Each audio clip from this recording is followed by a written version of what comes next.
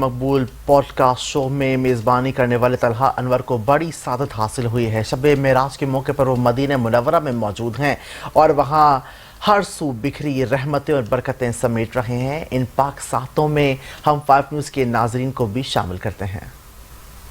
यहाँ पे आज 27वीं शब है मेराज की, यानी कि 27वीं शब रजबुल मुजर्रब की, जो कि मेराज की शब कहलाती है।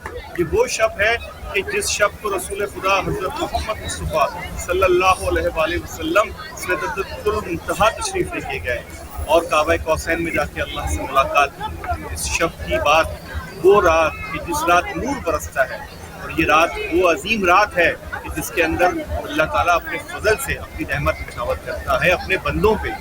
तो इस शब को आज मदीना मुनव्वरा में मनाने की सादत मिल रही है और चैनल 5 न्यूज़ के नाज़रीन के लिए हम एक्सक्लूसिवली यहाँ आपको मदीना मुनव्वरा का मंजर दिखा रहे हैं। जैसे कि आप मेरे घर में देख सकते हैं कि रोज़ा सरकार दो आलम सल्लल्लाहु अलैहि वसल्लम मौजूद है और आशिकान रसूल यहाँ भी अपना इश्क तकसीम करते नजर आ रहे हैं। कोई छोटी छोटी टोलियों में बैठा है, दुरूद सलाम के नजराने पढ़ रहा है, कोई तबर्रुक, कोई शीनी तकसीम कर रहा है।